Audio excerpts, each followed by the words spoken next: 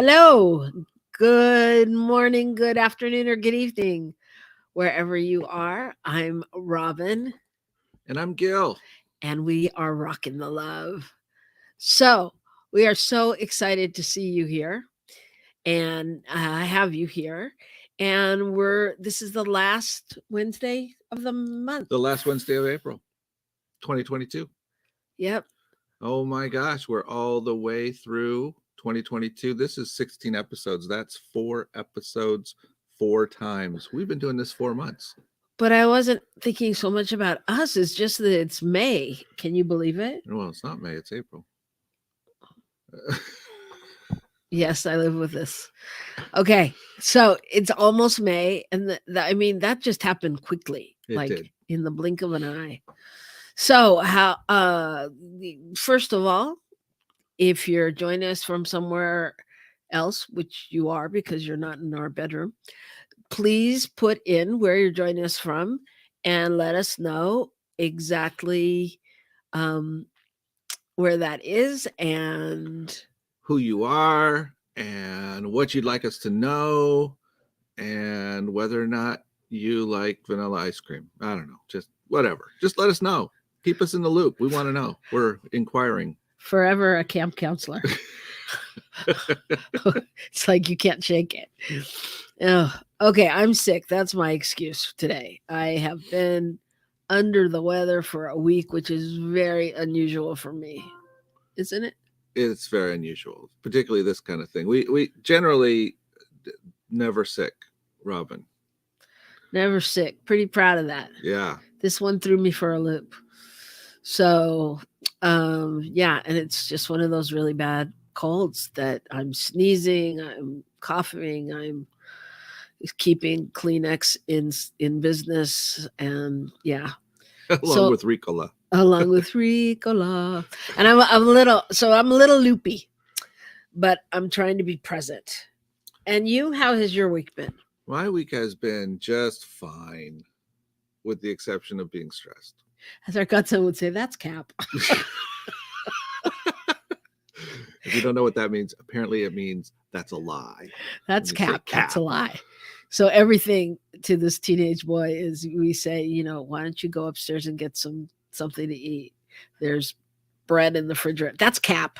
It's like, what? Why are you talking like that? So, yeah. So, no, his week has been stressful. It's been a lot. Just a lot. Just working through a lot of ideas in my head, what's possible, what's not possible, what we should do, how we should do it. If it's even going to happen. To do it? Can we not afford to do it? Can we afford not to do it? Those just, every question under the sun, which, is part of what we're really talking about today is how much do we plant questions in our heads?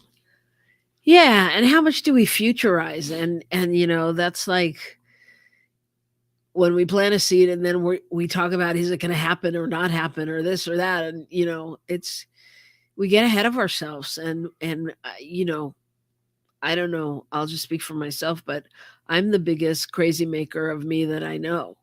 It's I can talk myself in or out of things in no time flat. So, yeah, I mean, I think it's valid what's going on here. So, this month we've been talking about awakening the garden, which kind of makes sense. It's springtime, right? Things are starting to show up outside that maybe haven't been. It's just sort of that idea. And so, what did we talk about first? You remember? No. Okay. So, we talked about clearing the garden. So, at the beginning of the season, you kind of got to clear stuff out. And so we just talked about that idea of how we clear things out of our lives, get the stuff out that's no longer needed. How we prepare. And then we talk about assessing. How do we assess what's going on? We have to assess where we're at. What we got to be a little bit honest with ourselves about what's really showing up. Is it what we want? And where do we want it to go? And then what we talk about? You can't ask me any questions. I'm sick. Did you not get the I didn't memo? know that. Okay. I'm like, what? It's right here on the screen. Okay, go ahead. So last week we talked about amending the soil, amending. How do we? What's that about? And sort of the idea of, we got to add the proper nutrients. We've got to prepare the space for whatever we're going to plant. We've got to get things in order. So we've cleared out the old stuff. We've assessed what we really want, and then we start preparing for it and laying a foundation. And this week, wait, but last week, and there was, because that was the week our producer wasn't here and we had our sub producer. So I remember that they were very complimentary about intention and how important that was to a relationship. Yes. Yeah, Laura Sorry. Topper reminded us last week of being an intention. Excuse me, we've got a little cold action going on over here. Sorry, I'm so sorry. Okay. So I'd cut off your mic, except it's my mic too. So I I'm know kind of you stuck. can't do that. Okay. So yeah, so that idea of amending, setting our intention, what are we looking for? And this week we are talking about planting the seeds and nurturing the seeds. So what's that going to be about? Any idea? Yes. Okay, good.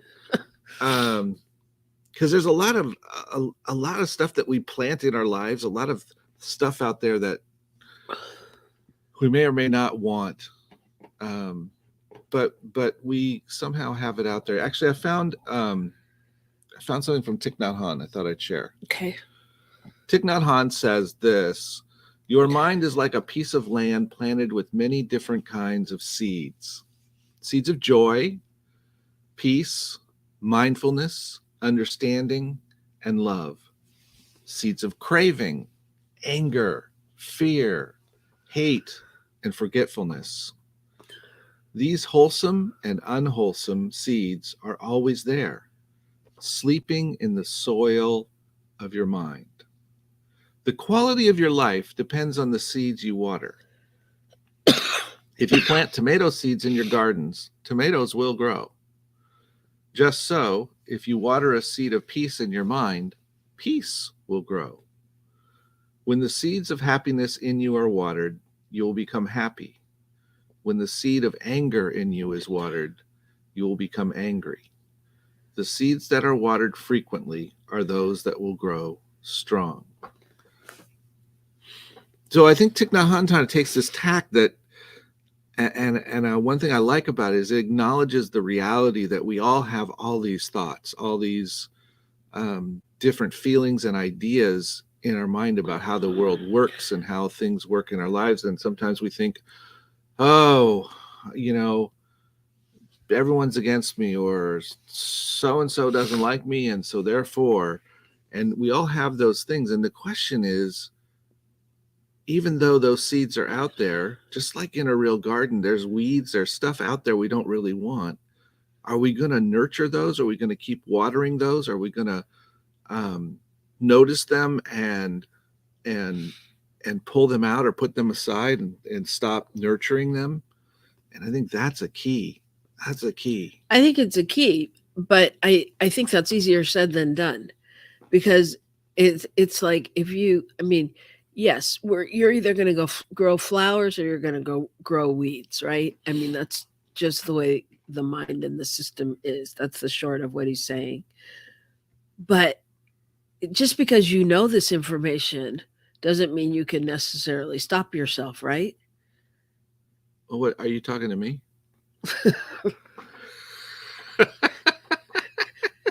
Yes, taxi driver. Are you talking to me? Yeah, I'm talking to you. No, I'm talking to the general, because I mean, how many times do we walk ourselves through it and keep talking and talking and talking, even though we know, especially all of us in New Thought or metaphysically inclined people are like, yeah. Change your thinking, change your life. Yeah, it's all good. It's all da da da. But how can you really make that shift? It's a good question. First of all, Laura, thank you for acknowledging Robyn and holding her in love. That's very sweet. Ah. So she wants to type to you, but she's a little perplexed. No, I'm not. Go. So what were we saying? I got lost. How do you make that real? How do you stay on the real? Because we get caught in the humanness of what's going on, right? Right. You get caught in everything that's going on in your life is the end all be all, that if you don't figure out this right solution, the right thing isn't going to happen. Right. And amidst that, you start thinking of all the wrong things that are going to happen.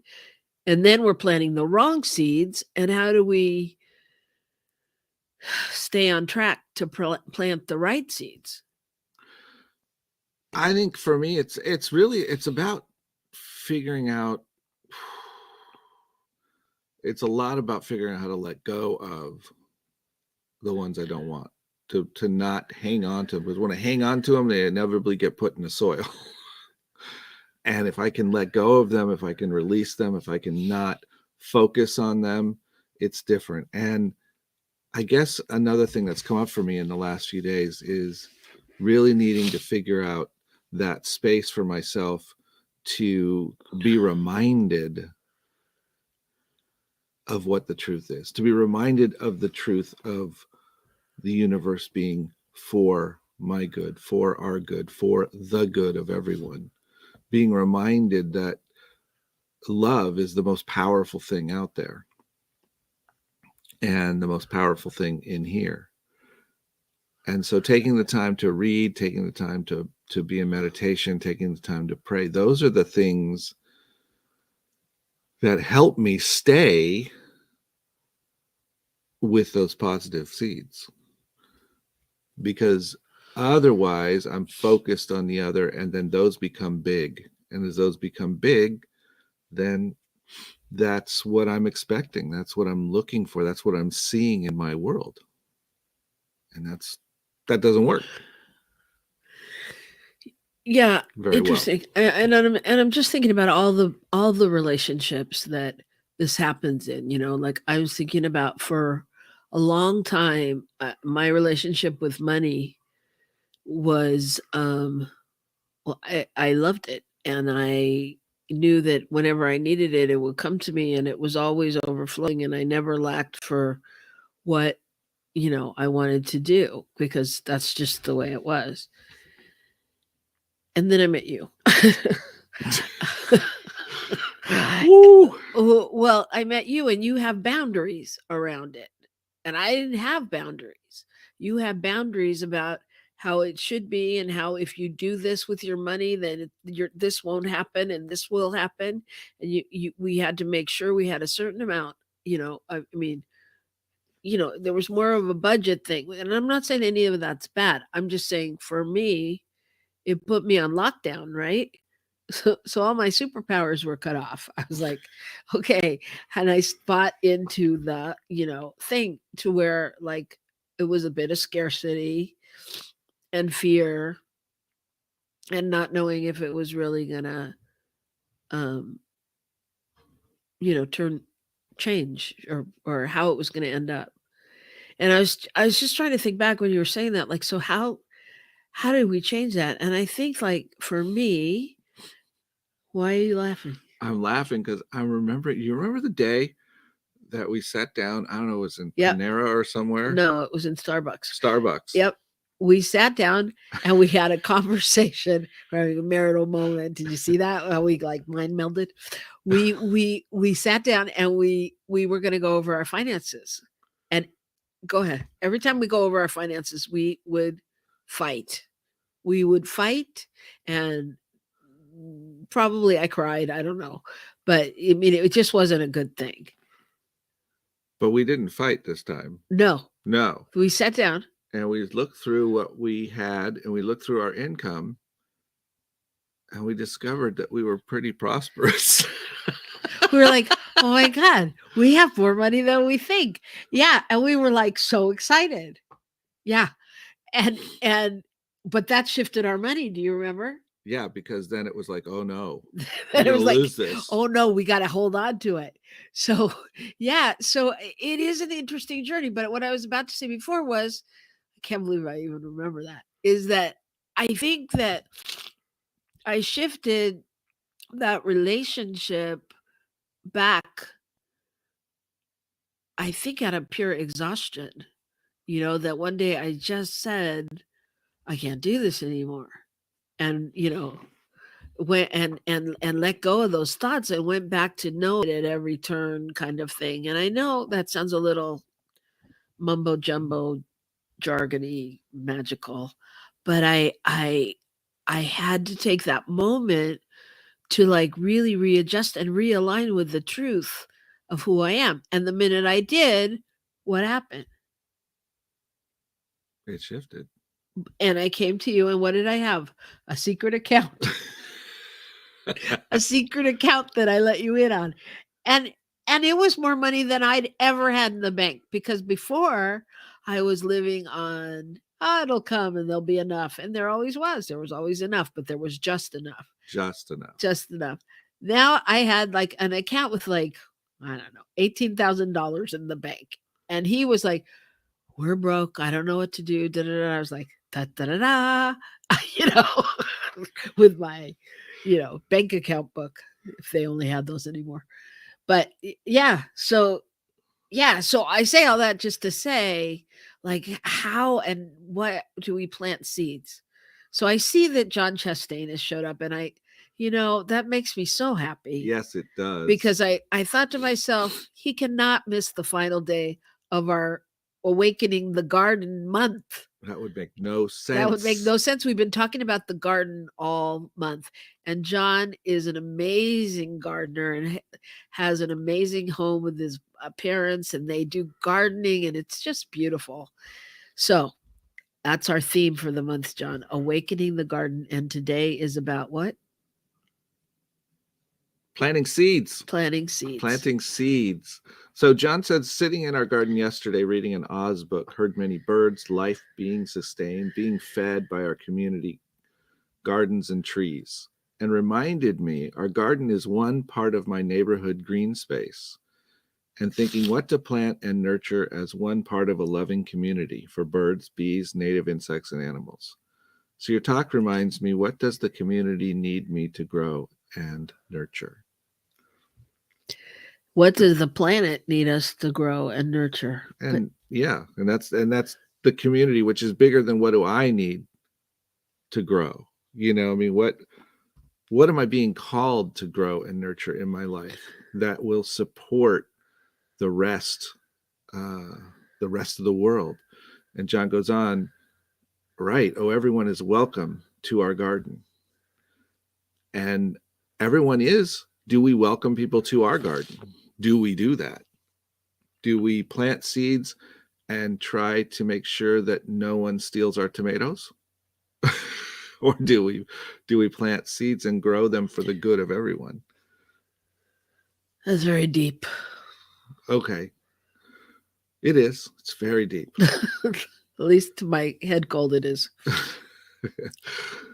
So all of these things are interesting. And I think the real thing about prosperity is fascinating, our relationship to money, because I know that mine has shifted a lot over the years as well. And I particularly came at one point where I realized, where I got the idea that all needs are met, that all my needs are met in every moment. And that allowed me to move in a different way. And that has really supported the process. And that's part of even what happened with recently, and you saving up all the money, is that in the midst of some of my angst about things, I still knew that all needs were met. I just didn't know how. Yeah. Until you told me. So nice of you. Okay. Yeah, it just reminds me of too, we were talking about our godson and his relationship with life, and anybody's relationship with life at 13, 14 years old.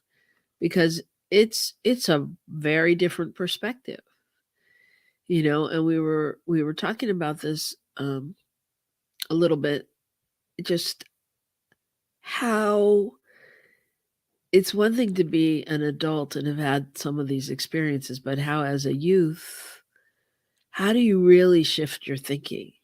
You know, how do you really, you know, because it's the end of the world to him if he can't do something or buy something, or, you know, or there's, you know, other things going on. But, you know, those things that when you're our age,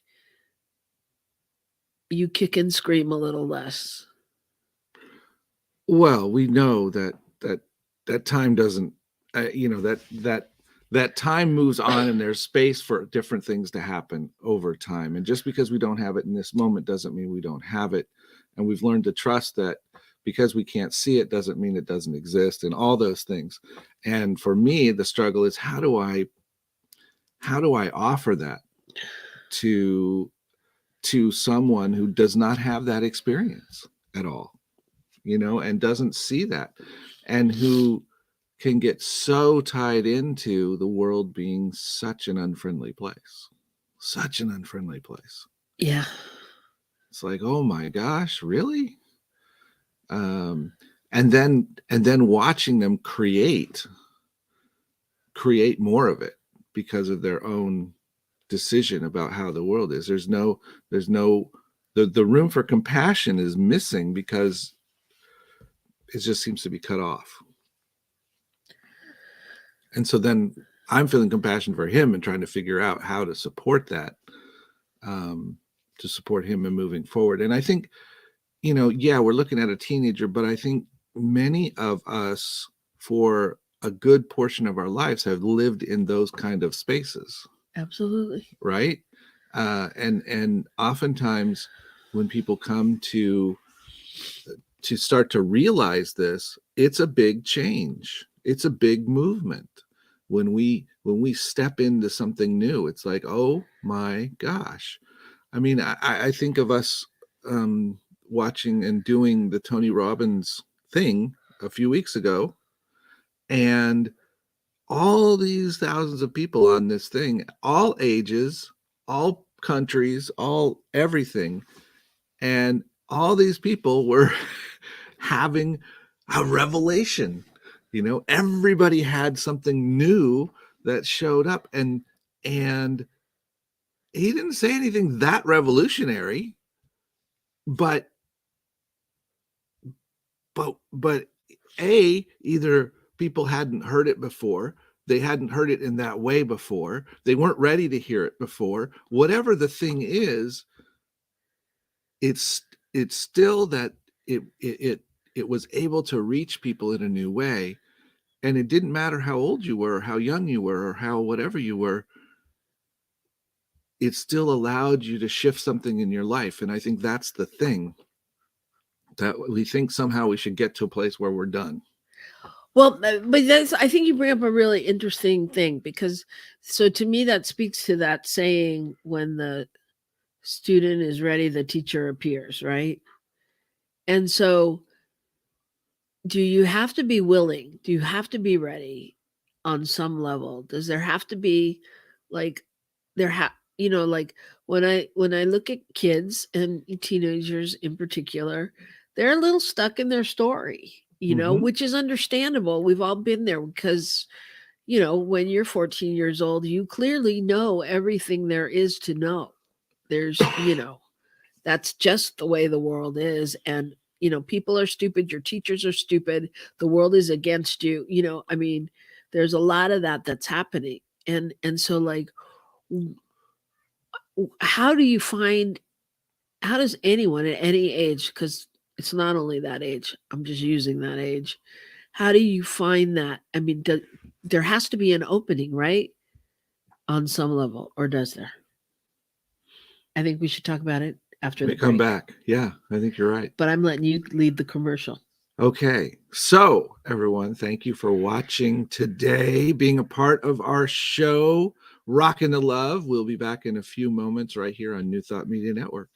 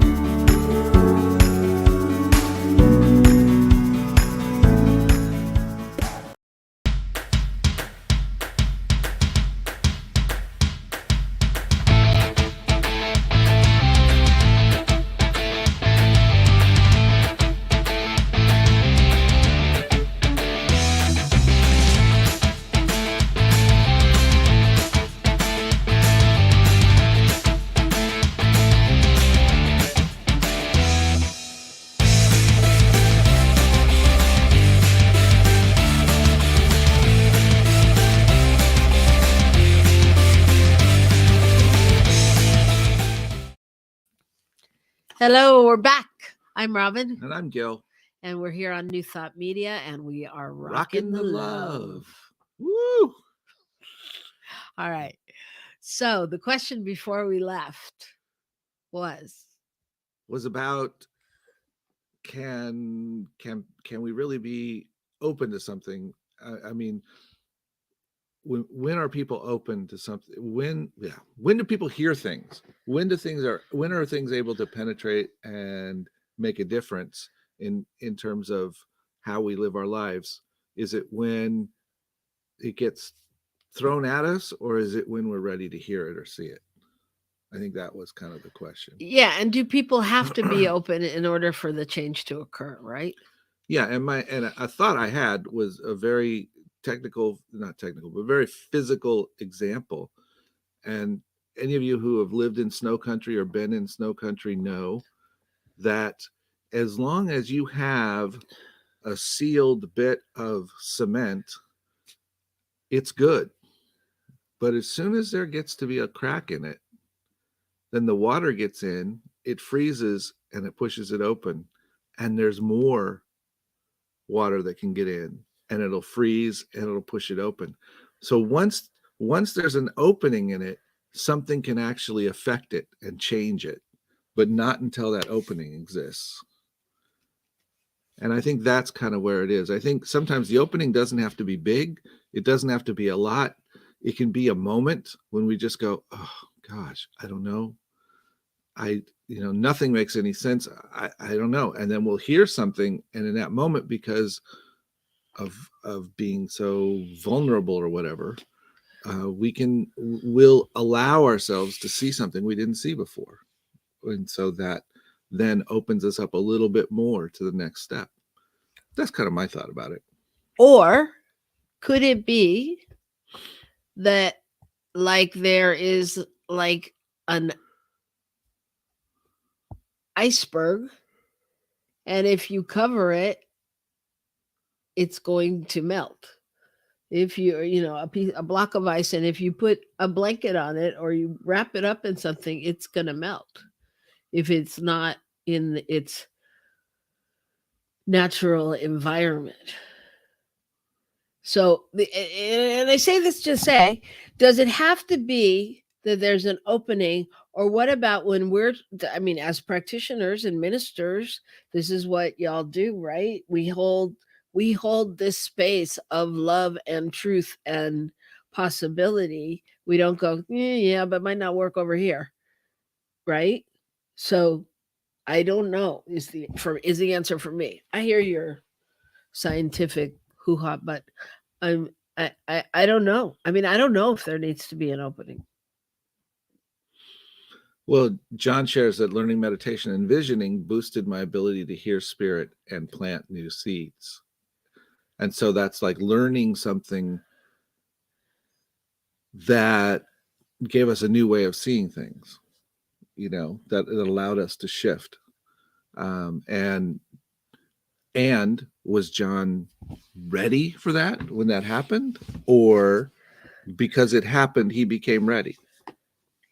Yeah, I'm gonna go with that. I mean, if we believe that uh, all people are innately good, God, and there's only one of us here, and we are love, then there's always an opening somewhere. We just have to find it, Right. or it just has to open. Okay. Yeah, I can hear that. So many years ago, I was a younger person. Okay, that's not why I said that. So there was an opportunity for me to lead a group, be part of leading a group to Appalachia, where we went and worked on some homes through an organization there called the Appalachia Service Project. And so we had a group of kids from the church, my local church in Simi Valley at the time, and we flew across the country, and we drove, and we did all this stuff, and we went to I'm trying to think of where we went with that group. if we were in Virginia or Kentucky. Anyway, it doesn't matter. We went to one of the centers and we spent the week there working, and we worked with families and people that had homes that didn't really have any insulation or any had cracks in the walls you could see through because they were just boards, had refrigerators with nothing in them, these kinds of things. And we put a new roof on the house, and we added insulation and drywall inside to help make the house warmer and drier and all those things. So anyway, so that was all well and good. And about, I don't know, a year or so later, I was talking with one of the kids who'd been in the youth group, and he said, I went to my friend's house up in some part of the city here, and have you ever been up there? And I said, yeah, I've been up there. I said, there's a lot of houses that, look like people don't have much money, like they really could use some help. And he said, I'm just wondering, like, why we went all the way across the country to help people when there's people right here that we could have helped. And I said, well, that's a good question. But let me ask you a question. Yeah, let me ask you a question. Did you ever notice those people in those houses before you went across the country? Right. No, he hadn't noticed it. And so that brings up that idea of sometimes we have to kind of create the opening. We there's opportunities to help people get to a place where they're open to hear something, to see something, to learn something new about how they need to relate to the world or what they need to be planting in their world. So this suddenly now this young man had a whole new sense about compassion and service in his world that he had planted because he had been exposed to something in a faraway place, Yeah. You don't know what you know till you know. Right. You don't see what you see till you see. No. Yeah, something like that. Yeah, no, that's my favorite story. I love that story because I think that's just, it's the way the world works. There's so much we're not aware of, conscious of until we're conscious of it. Well, and it goes back to that question of, is that because we've become open to being conscious? Is that because we've been put in a situation that's unfamiliar and therefore we're allowing things in that we wouldn't normally pay attention to? Is it because we've hit a crisis in our lives and now, because we don't have any answers, we're open to all the answers? I mean, I think there's a lot of different ways to get there. But at some level, I think those situations create an environment where we become willing, we become open to some degree.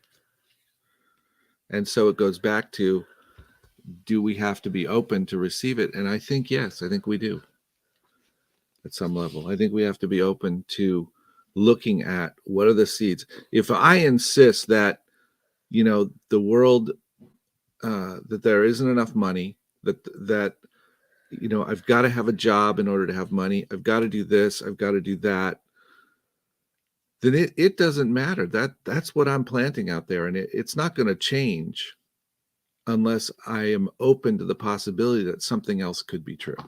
I can't plant a different seed if I don't know that purple corn exists. Then I will continue to plant yellow corn. Even though the other exists, and maybe I would like it more. Maybe not. Maybe you plant and ask for creative corn. You ask for highest and best. You ask for something different. It's like how often does it, using the garden metaphor, how often do you plant seeds for something and all of a sudden there's something else there that's come from somewhere else, right? You know, I mean, yes, generally, yes, it's true what you say, but what I say is generally true. don't get carried away.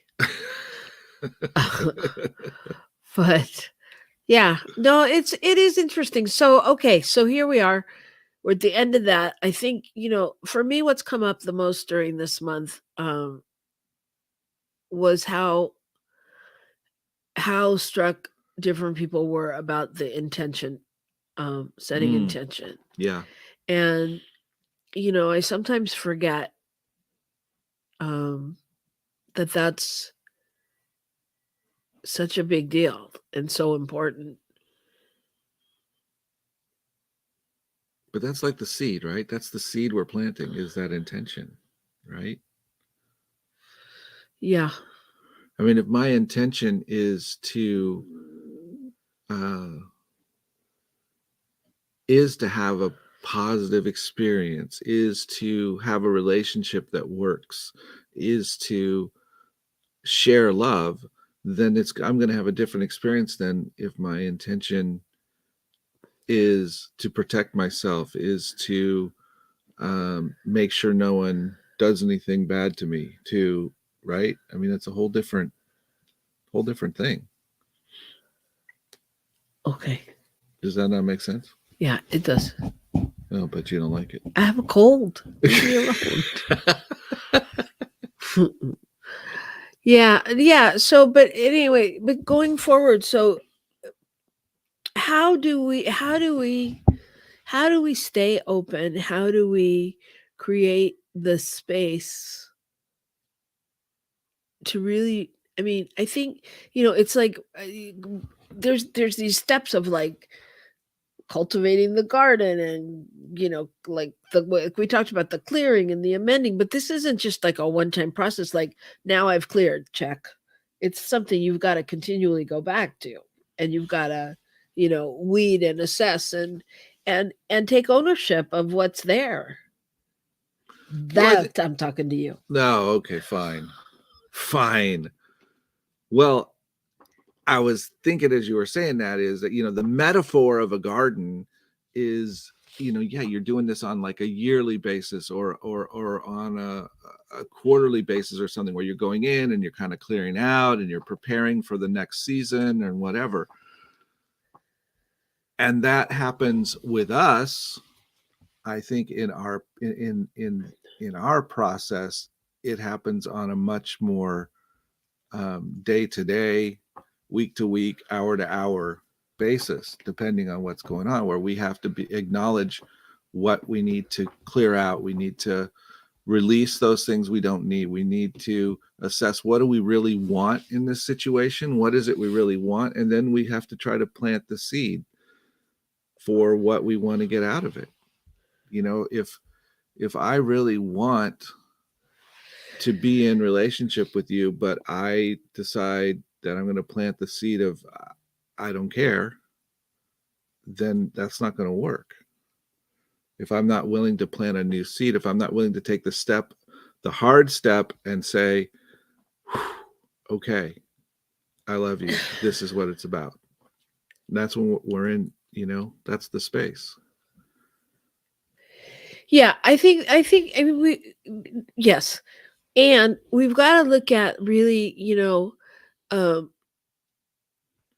next steps, kind of what you're talking about, moving towards, so there's the garden, and we do have to cultivate it, and we do have to think about when the seasons change and how we have to take care of it and all the things that come up.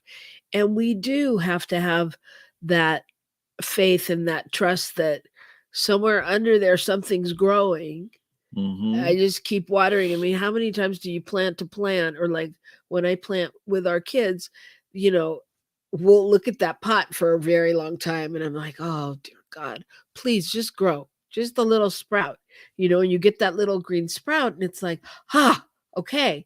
So it's like, but any number of times they would have given up on it. We would have thrown the plan away. We would have decided, oh yeah, I didn't water it enough. I didn't take care of it. There's nothing there. And so it's like, it's moving into the next steps of having that, being standing in the faith that what you've done is going to bear fruit. Mm-hmm. No matter what that looks like, it's going to bear fruit. Will it be the perfect roses? I don't know. But will it something come up on the rose tree? It will. Or what about, like, John can speak to this more, trees that like don't give fruit for a while and then all of a sudden they give fruit, I mean, it's like, how, because we lose faith and we lose sight of what our maybe what our intention was, or we lose faith that it can happen, and we think, oh, we better do it a different way, which kind of goes to what happens to us, which we call the 98% rule, which perhaps we'll talk about next week. I don't know. But which is not going the 100%, like giving up right when you're at 90%, 98%. Yeah, so it's like there's more to planting the garden, and that's the challenge for people, to stay in that place and to not give up, and to really, it's like you're not only planting a garden, you're planting yourself, right? You're planting yourself and you're saying, okay, I am committed to believing that I am one with the one, that this is, that this is possible, that all things are possible in me, as me, and through me, and that I am going to see this happen. Right? Faith is believing in what is unseen. Yes. And faith is a lot about when we plant the seeds, because there's this appearance, this thing that happens where it looks like nothing's happening because we can't see it. And just because we can't see it doesn't mean it's not happening. It just means we don't experience it happening. Right. But it's happening. It's happening. So it's still happening. So when we are, I mean, I think we could go through lots of examples in our lives of when we've been in that place and then all of a sudden you go, oh, okay, that's what's been brewing right all this time under the surface. Right. And John says, teachers are essential for me as I learn to plant new seeds, new thoughts, and especially to nurture and flourish the seeds ideas over the months. And that's so true. I mean, and that's why we have spiritual leaders and motivational speakers and, people that people look towards, right? Because they can go there and get that renewed faith. And we have those people that just quietly do their thing, and you look at them and you go, how do they do that? But it reminds us that there's something more, because clearly they see it, they get it, Yeah. So from chasing butterflies, we cannot force someone to hear a message they are not ready to receive, but we must never underestimate the power of planting a seed. And so I think that's the thing. We plant a seed and we don't necessarily see anything from it in the moment, but eventually we will. And so that's true no matter what the seed is. If we plant that seed of contempt, if we plant that seed of unwillingness or whatever it is, even though it doesn't appear to do much, eventually we'll begin to see it. It'll show up, and then we'll have to deal with whatever that is.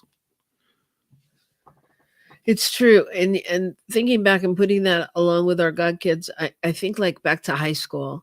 And I think if we only knew what we know now back then, because really high school was truly the best example of planting seeds. You planted seeds about everything, oh, I'll never go out with Johnny because he's too popular, or I'm not popular enough because da da da, all of those, whatever, or good things, bad things. Those are just what popped into my head. But we continually, and I know this because this is what girls spend hours on the phone talking about. Oh my God, he looked at me and I think that, and affirming each other's doubts or fears or worries, or you know what I mean? And so it's a very interesting time.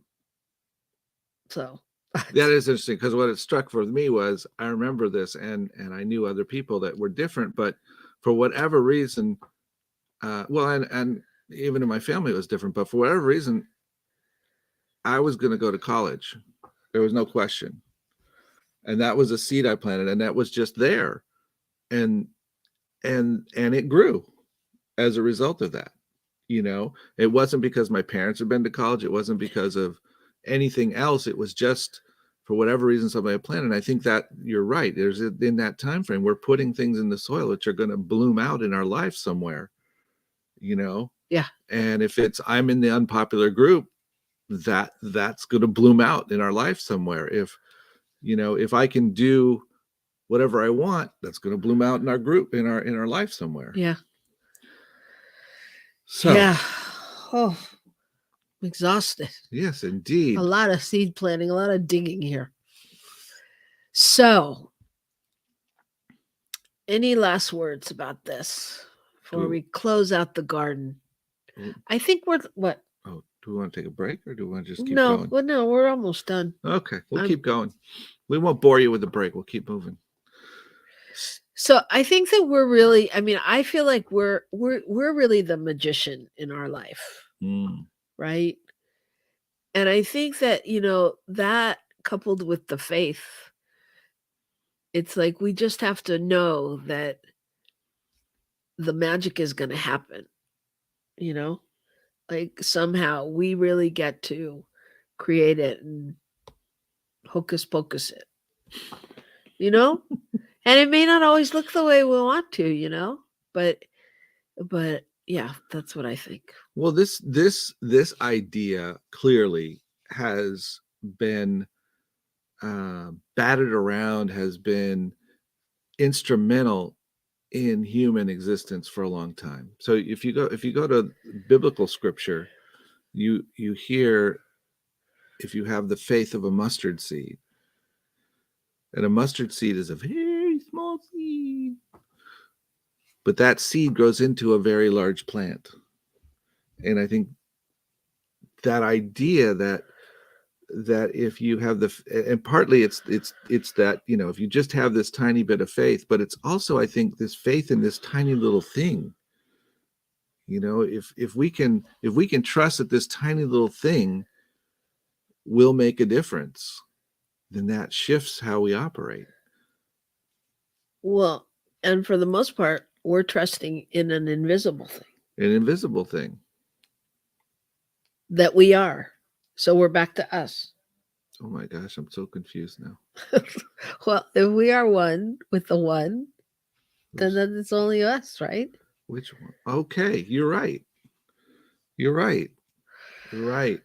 So one of the things I thought, that we could sort of leave people with today was,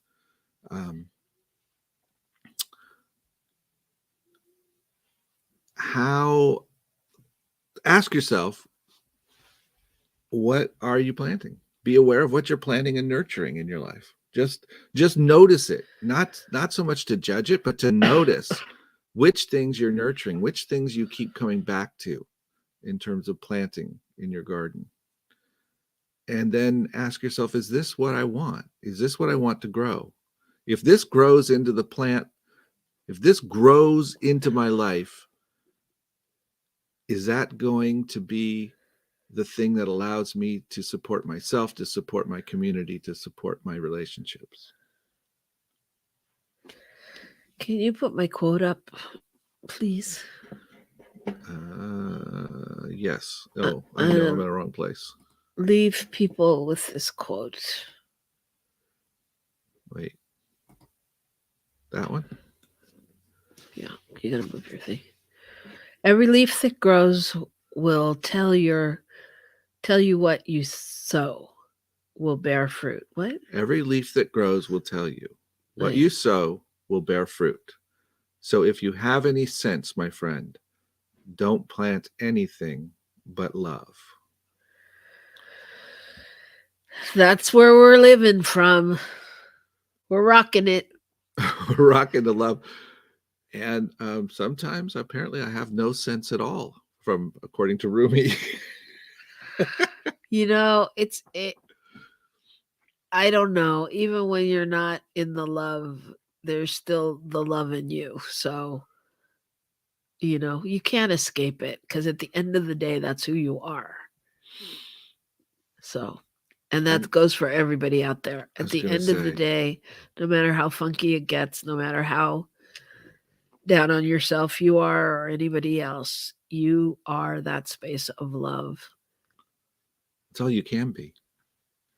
I mean, love is the absolute power of the universe, and that is what has chosen to reveal itself as us. Yes.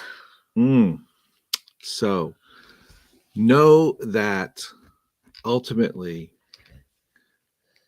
you plant some form of love. And it's growing. And And we it's know, growing. we see it. And we can't wait to see you next week, next month, as we will have lots of new surprises and new topics. And uh, we have requests for more giveaways. John, you've missed out on some giveaways. I'm just saying. And we hope to see you back here. So if you love us and you love New Thought Media and you love to see more of this and other people doing great work in the world, then we invite you to go to our page at ntmedia.org/donate and just give us a little something, something, because everything counts and everything matters, and there's nothing too small. And we do love the large as well.